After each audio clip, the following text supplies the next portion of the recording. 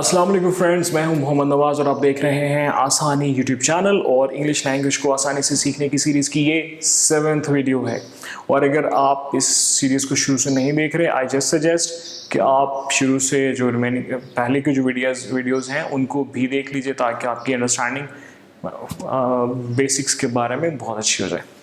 आज हम डिस्कस करेंगे कि अगर हम किसी भी फ़िक्रे में ऐसे फ़िक्रे अगर हम इंग्लिश में बनाना चाहें, अगर इंग्लिश में हम ऐसी बात करना चाहें जिसमें कोई काम हो रहा है, तो आमतौर पे उस फ़िक्रे के 3 मेजर पार्ट्स होते हैं। किसी भी फ़िक्रे में अगर कोई काम हो रहा है, जैसे मैं लिख रहा हूँ, मैं देख रहा हूँ, मैं बात कर रहा हूँ, मैं रिकॉर्ड कर रहा हूँ, ऐसी सिचुएशन में फ़िक्रे में 3 पार्ट्स होते हैं। एक होता है पहला पार्ट, उसको हम सब्जेक्ट कहते हैं। सब्जेक्ट उस चीज़ को कहते हैं जो काम कर रही है। फॉर एग्ज़ाम्पल, अगर मैं बात कर रहा हूँ तो मैं सब्जेक्ट हूँ। अगर मैं बाइक चला रहा हूँ तो मैं सब्जेक्ट हूँ। अगर गवर्नमेंट रोड्स बना रही है तो गवर्नमेंट सब्जेक्ट है। अगर आप बात कर रहे हैं तो आप सब्जेक्ट हैं। कोई सो रहा है तो वो सब्जेक्ट है। जो काम करने वाला है वो सब्जेक्ट है। और जो काम है वो पहले भी डिस्कस कर चुके हैं, वो एक वर्ब है। तो 2 टाइप्स हो गई, सब्जेक्ट और वर्ब। और एक तीसरी टाइप भी होती है, इसको हम कहते हैं ऑब्जेक्ट। ऑब्जेक्ट ऐसी चीज़ या ऐसा नाउन होता है जिसके ऊपर काम हो रहा हो। फॉर एग्जाम्पल, मैं पानी पीता हूँ, इस सूरत में मैं सब्जेक्ट हूँ बिकॉज मैं ये काम कर रहा हूँ। पीना जो है ये वर्ब है चूँकि ये काम है, और पानी जो है ये एक ऑब्जेक्ट है। हालांकि पीने वाला और जो पानी है दोनों नाउन्स हैं, दोनों चीज़ें हैं। मैं भी एक चीज़ हूँ, वो भी एक चीज़ है, बट मैं एक्ट कर रहा हूँ इसलिए मैं सब्जेक्ट हूँ, और उस पर एक्ट हो रहा है इसलिए वो ऑब्जेक्ट है। तो 3 चीज़ें होती हैं इंग्लिश लैंग्वेज में, एक होता है सब्जेक्ट, एक होता है वर्ब और एक होता है ऑब्जेक्ट। सो इस चीज़ को अपने सामने ज़हन रख कर लीजिए। और अभी मैं कुछ सेंटेंसेस बोलूँगा, उसमें सब्जेक्ट, वर्ब और ऑब्जेक्ट्स को अलग अलग करने की आप प्रैक्टिस करें और ऐसे नए सेंटेंसेस बना के उसमें से और प्रैक्टिस भी करें। फॉर एग्ज़ाम्पल, मैं किताब पढ़ता हूँ, ये एक सेंटेंस है। इसमें आपने ढूंढना है कि मैं किताब पढ़ता हूँ। सो इस सब्जेक्ट में, इस पूरे सेंटेंस में आपने देखना है कि सब्जेक्ट क्या है, वर्ब क्या है और ऑब्जेक्ट क्या है। इसी तरह से एक और सेंटेंस, मैं दूध पीता हूँ। मैं गाना सुनता हूँ। और मैं स्टोरी सुनाता हूँ। और मैं क्रिकेट खेलता हूँ। ये सारे सेंटेंसेस आप अपने सामने रखें और इनमें सब्जेक्ट्स, वर्ब और ऑब्जेक्ट, इनमें सब्जेक्ट, वर्ब और ऑब्जेक्ट्स को अलग अलग करें।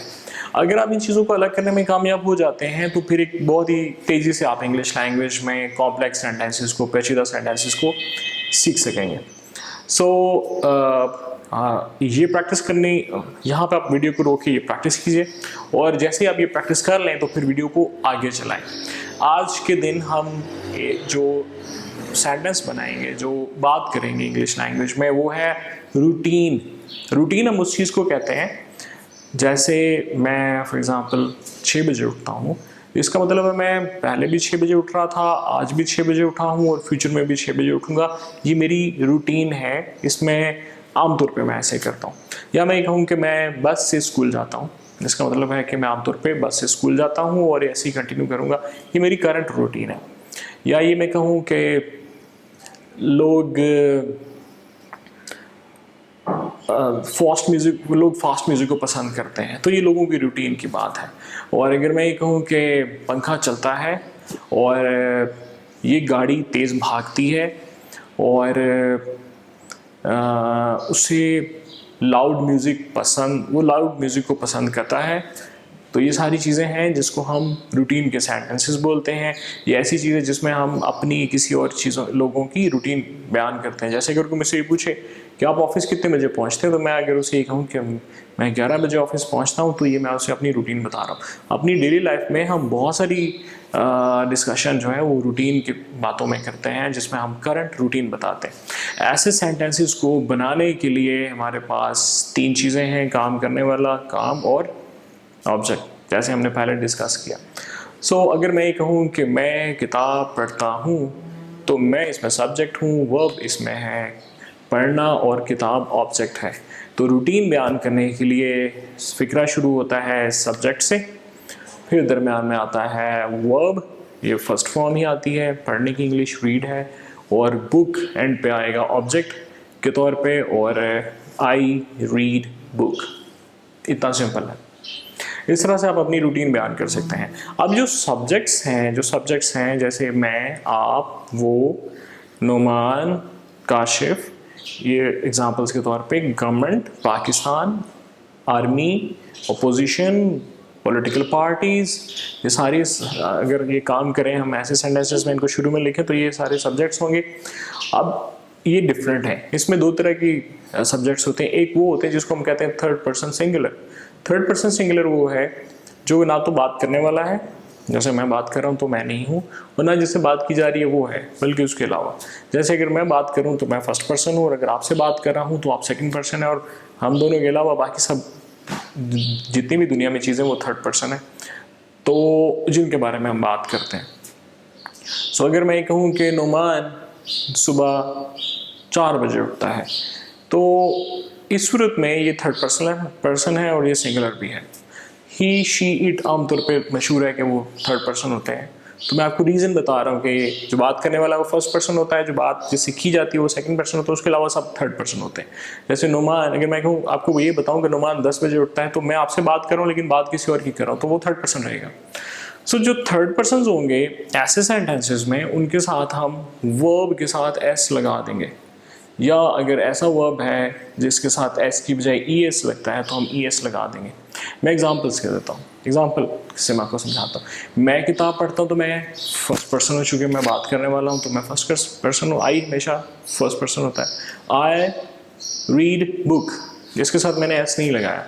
अगर मैं नुमान की बात करूँ तो मैं कहूँगा नुमान, चूँकि वो मैं भी नहीं हूँ और वो सुनने वाला भी नहीं। अगर सुनने वाला तो मैं उसे यूँ कहता, वो Numan reads book, Numan reads book.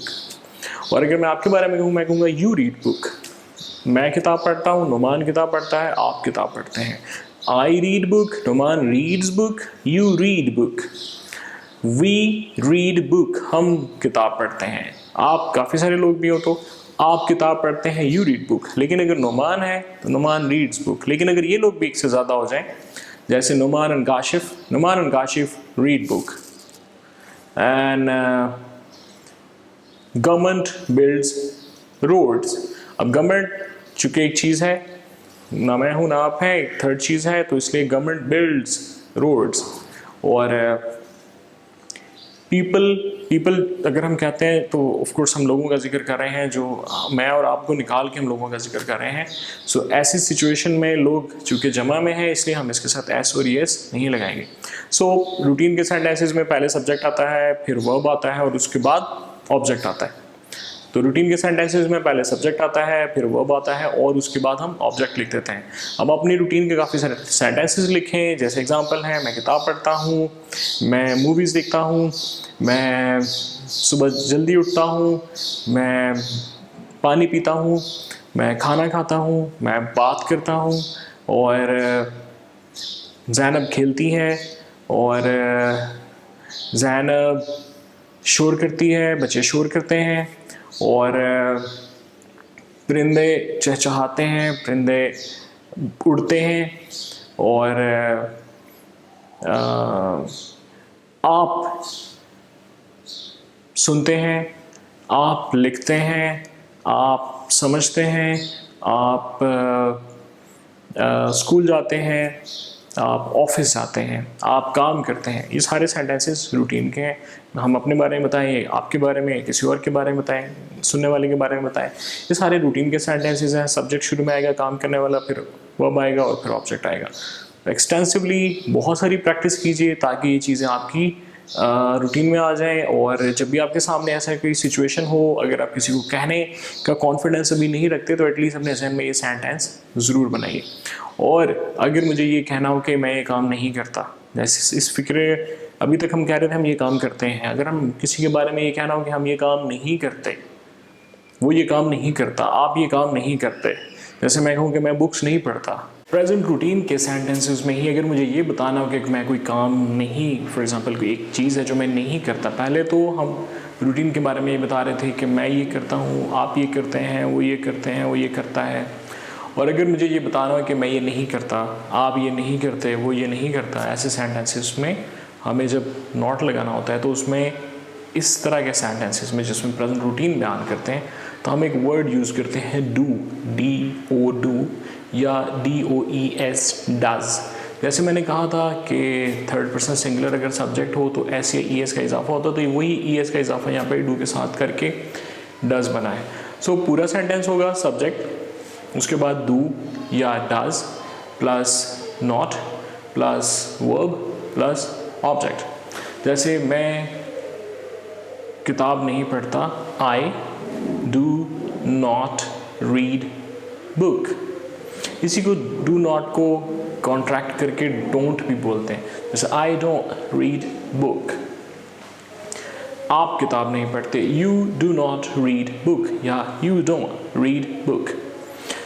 वो किताब नहीं पढ़ता, he does not read book या ही डजंट रीड बुक। और अगर इन सेंटेंसेस में मुझे ये बात बताने की बजाय पूछनी हो, जैसे क्या मैं किताब पढ़ता हूँ, क्या आप किताब पढ़ते हैं, क्या वो किताब पढ़ता है, तो मैं कहूँगा डू शुरू में चला जाएगा। फिर सेंटेंस ऐसे होगा जैसे do plus subject plus first form plus object. जैसे डू आई रीड बुक, क्या मैं किताब पढ़ता हूँ। डू यू रीड बुक, क्या आप किताब पढ़ते हैं। डज ही रीड बुक, क्या वो किताब पढ़ता है। सो इस तरह से हम बता भी सकते हैं, हम ये भी बता सकते हैं हम वो नहीं करते, और हम किसी से उस चीज़ के बारे में पूछ भी सकते हैं। इस चीज़ को टेंस बोलते हैं, जिसमें हम किसी चीज़ का जिक्र करते हैं जो हो रही हो। और ये आज हमने जो सीखा है ये प्रेजेंट इंडेफिनिट टेंस है, ये एक मशहूर चीज़ है, लेकिन मैंने आपको समझाने के लिए बताया कि ये वहाँ यूज़ करते हैं जहाँ हमें रूटीन बतानी है। और इसके लिए एक इसका जो फॉर्मूला है सब्जेक्ट वर्ब एंड ऑब्जेक्ट, और नेगेटिव बनाने के लिए subject do not verb object, और इंट्रोगेटिव सेंटेंस बनाने के लिए जिसमें हम क्वेश्चन पूछ रहे हैं do subject verb and object. अब मैं आपको सजेस्ट करता हूँ कि आप प्रैक्टिस कीजिए। प्रैक्टिस करने के लिए अपनी रूटीन लिखिए, सुबह से शाम तक आप क्या करते हैं, कोई दूसरा क्या करता है, कोई तीसरा क्या करता है, और गवर्नमेंट क्या करती है, और लोग क्या करते हैं, कोई दूसरा कंट्री क्या करता है।